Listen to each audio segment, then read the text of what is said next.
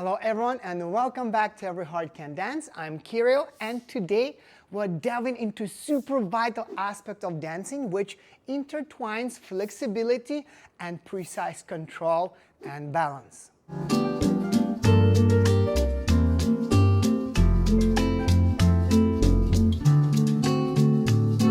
And it's not about stretching. It's all about synchronizing our body parts in a meaningful way. Our focus today, it's all about back and shoulder blades.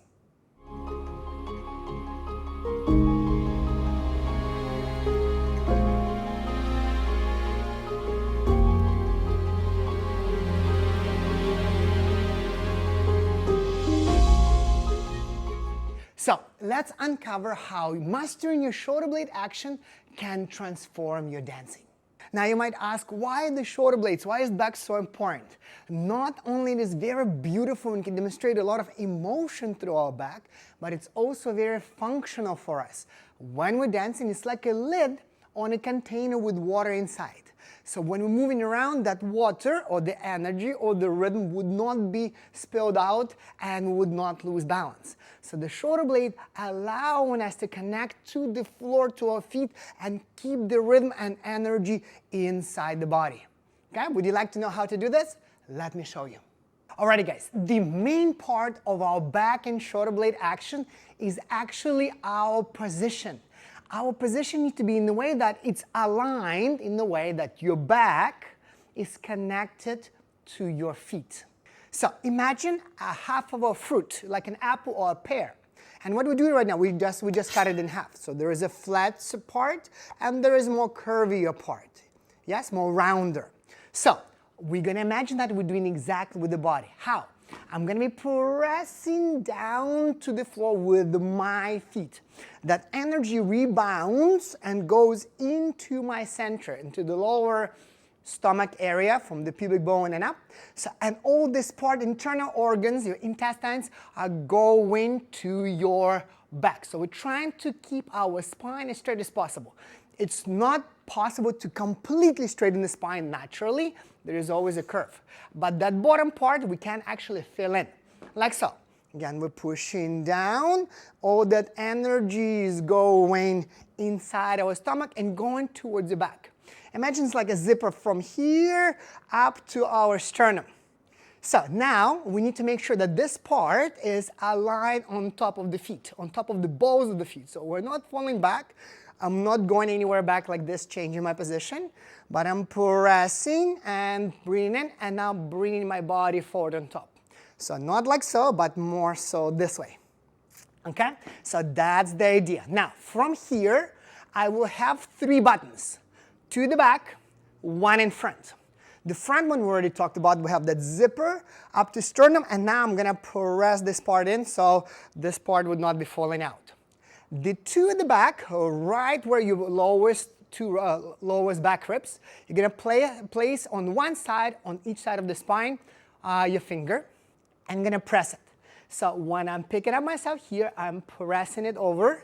This button is keeping my ribs from not falling out, but the back is engaged, like somebody poking you like, oh, without dropping this out. See, your back in particular here is much more straighter. Now, what we'll also do, we'll stretch along our clavicles. It's very important not to think your chest, body, think about just this part, stretching it out. Our bones here, clavicles, are attached to a chest plate. So this is chest plate, and the clavicles on each side attached a little bit inside. So when you're stretching here, it pushes the chest plate forward, and our position much more presentable. Make sure that whatever distance you have in front and in the back is about the same. So our main purpose, main idea is that we want to make our back as flat as possible. Our ribs in front, and of course we have those ribs the same at the back. And the idea that the shoulder blades would need to move freely, they will be moving freely when the back is flat. If our back is curved like this, we're going to have a hard time moving the shoulder blades or feeling them because it's not going to be functional. Okay?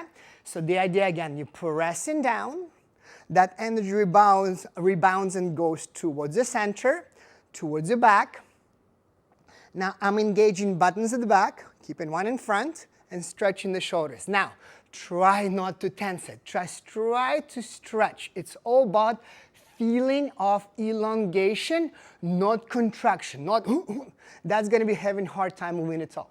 So I'm pressing, I'm becoming super tall, stretching, and I'm just controlling with a little bit awareness here and here. So that's the idea. That's idea number one for us in order to create the shoulder blade. All right, part two, and it has to do with the timing and the idea of the movement of the shoulder blades. Now, think in this way. We are not trying to act with our back and shoulder blades. We are trying to react, just like bottom jaw and upper jaw. Upper jaw is reacting to the movement of the bottom one. We are not chewing with the top one. We're actually chewing with the bottom one against the top. Same idea. Whatever action we're going to be creating from the proper position, yes, with the legs and the hips, our shoulder blades will, and the back, will be reacting to it. So I do not act with my shoulders or shoulder blades down. I react to something that goes up. Think in this way. Your muscles where the shoulder blades are very, very thin. They are not too bearing. So these muscles are big and thick and very, very strong, pushing, moving our weight. These ones are not. This is just to connect. So whenever our hips are going up, our shoulder blades are reacting to it. I'm going to show you one little exercise, super, super simple. Think in this way. When we're standing with the feet apart, the distance between hips and ribs is the same. We talked about this in the hip action tutorial. Now, when we shift our weight from one side to another side, our weight action creating a reaction to our body, and one hip is going to be lower, one hip is going to be higher. It means that the distance between the ribs and the hip will decrease or increase. So if I move towards this side, this will be shorter, this will be a little bit longer. It's naturally happening. Now imagine your shoulder blades are just like on top. So whenever I move into this side, my shoulder blade already naturally kind of clipping, reacting to it. I don't need to do anything. It kind of hangs there. So when I move to this side will connect. Now we can engage it later, just in a moment, I'm going to show you. But the idea is that whenever we move with the hip or transfer the weight and hip goes up, our shoulder blade already connected to it. Now we just need to properly engage it and during the rotation and use it for our dancing. All right, once we understand that our shoulder blades are reacting to the weight into the hips and not just acting with it, now let's continue using it to create a more beautiful back action. Now, our back is trying to stay flat at all times. Here, it's very important to understand that our shoulder blade is trying to go down and out. So we're not trying to bring them together to create this kind of action, but we're trying to press down and out. You might feel a little bit tension here. You might feel a little bit your obliques, a little bit muscles here, your lats, a bit tensing up, but the idea that the shoulder blade goes down and out. Okay? Now, the key part in here is not to use the shoulders. The moment you're doing the shoulder, see, the moment I'm doing the shoulder, we're curving our back right away. So you have to, this is kind of an exercise, we talked about this before, you're lifting the arm up like this, and you're trying to create your back as straight as possible, those buttons, keeping your arm. Now, when you're doing the shoulder blade, when you're trying to press this part down, you're lifting your elbow and your arm a little bit, so like this. Make sure you're standing in the same leg as you're doing it, because you need to feel the weight kind of connecting to the floor with that pressure. So just here, just play a little bit. That action can be very small, just very little. You can make it a little bit bigger if you want to feel a little bit more of it. The idea is going down and out. So I'll press down and I stretch my arm kind of out. Yes, now do you see that I'm not dropping it? If you notice that your arm is going down, it means you're using your shoulder muscles. We don't want to do this. You can try on the other side as well. Putting the arm up, standing the same leg, and now lifting a little bit, and imagine that, again, back is being flat. You pressing it down and out, and then letting it go. Down and out, and letting go. Down and out, I'm pressing and stretching it kind of out like this. Yes, and then relaxing again. Even if it's very small action, it will eventually develop into much bigger one. In particular, that our shoulder and back action, shoulder blade and back action, will depend a lot on what happens with our hips. All right, let me give you 3 different examples from Rumba, from Cha-Cha, and from Samba, showing how we use the shoulder blade. And I will also give you a nice and sensual exercise to play and enjoy yourself with your back. All right? So for Rumba, our basic in place, a time step. When we're making a step and transferring the weight, our shoulder blade, the more the hip goes, shoulder blade clips, and I'm using the back to, during the rotation, pressing it down and out. So step, when my pendulum is going, my shoulder blade clipping. When my hip is starting to go up, I connect, and during rotation, I keep that pressure down and out. Yeah, so 2 and 3, and if you see, again, my position stays. I'm trying to keep it picked up and using my back as flat as possible to the hips going up. Let me do it from the back. So when I'm going to the side, I release my weight, the hip goes up, connecting it. I rotate, but this stays, and I make a step to the side. When my hip comes towards this side, the back connecting, I keep on releasing. The hip goes kind of higher. I can continue pressing down and out while I rotate. So 2 and 3 and 4 and 1 and 2 and 3 and 4 and 1 and 2 and 3 and 4 and 1. So that's our Rumba version. Just a quick note, just thought about this one right now. When you're doing the shoulder blade, if you don't feel it enough, help yourself by rotating your arm up. Think about your armpit going forward, not staying down, just pressing. That might feel you might feel shoulder a bit more. So just keeping the arm and rotating the way that armpit goes forward. Then you can compress a little bit again with the back down and out. Okay? Don't do the shoulder because that will break your spine position. Okay? So armpit and feeling that a little bit on the lats connecting to the hip. Okay? Okay, cha-cha. And the main movement that comes to my mind for the usage of the shoulder blade in cha-cha-cha is the lock step. It is impossible to do it in the top-notch elite way without shoulder blade action or awareness. So when we're settling, when we're releasing, we talked a little bit about it already, the shoulder blade clips, connects to the hip. Now when we rotate, we keep pressing it, not too much, but to kind of connect into the back hip in here. Now the first step of the lock step, we are in between. So when I'm doing that shoulder blade, I'm making sure that my body is still connected to the back foot. Okay? If I don't do the shoulder blade, I'm already too much in front.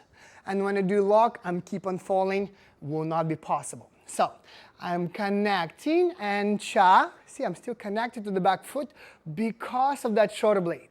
Now when I lock, I'm in between, I'm neutral, but I'm using the back foot again, using that shoulder blade, side goes, and we're making a step. You might have seen when people doing top level, people doing shoulder blade action or back action in the lock step, cha, cha, cha, cha, cha, cha, cha. Their back is dancing a lot just because of the back ball, back foot connecting with the shoulder blade.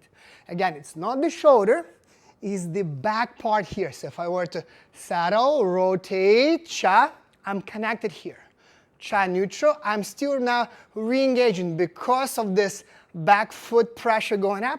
My shoulder blade connecting to it, and now I'm ready to go for the next side. Really, really cool. We have to do it super slowly first to catch it. We need to make sure that our paramount movement, the main focus, goes and starts from the back to be connected with the back ball. Okay? Alrighty guys, the third example, the last example, is the Samba, and probably the most familiar movement to most of the dancers who dance Samba is the whisk. Okay? So if I start in this position when my knees are soft, my pelvis is neutral, so my shoulder blades are neutral. But the moment I'm growing in the leg, straighten my knee in order to go, yes? So we have to be growing. I'm already start clipping a little bit more. There is more pressure to the floor. There is more kind of pressure capping me. But the main action will happen when my ankle goes up to go to the side. My shoulder blade will clip towards this, and I'll have a bit more rotation, more back action, because through this ankle, hip goes more up. Yeah? So when I go and do, I'm connected here at the back. Now when I'm lowering, there's no shoulder blade. I release, I grow. Again, I'm starting to clip a little bit more here, and I'm going to be really fast to catch it at the back here to replace, to grow again, and use the back, the shoulder blade, again for the next two and all the time. That's the position that not only allowing me to move my side and move, but also allowing me to stay connected on the foot. Let me turn around, I'll do it again. So from this position, growing. Now this moment of ankle on the shoulder blade, that's the rotation, that's the back. Now we're going one regardless of whether you're keeping this leg straight or you're bending right away. Again, growing and starting to engage this one to catch during the action of the back foot and hip going up in order to replace, to come back, grow, using the shoulder blade again to make one and two and That's what keeps us balanced. Whatever balancing action we're going to be doing, it's all about connecting to the foot with the back in order to be able to step and keep that nice position. Without shoulder blades, you will feel only your legs are moving and body being super, super heavy. So the shoulder blades definitely allow this capping and this side going to make steps.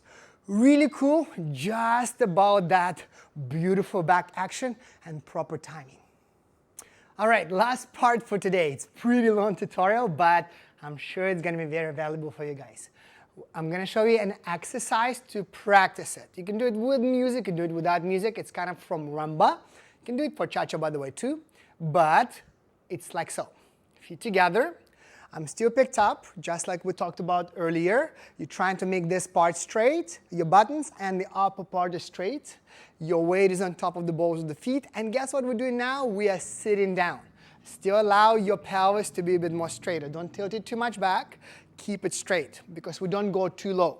The lower we go, then yeah, we can stick it out a little bit during the sitting position, but we're just doing it softening like this. Now, what I would do, I keep my feet flat.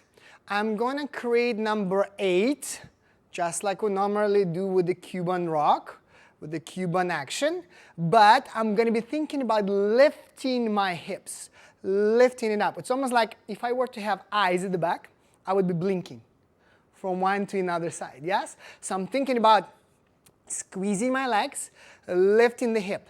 To make it easier, small tip, you press this leg towards this one. So it's not just lift.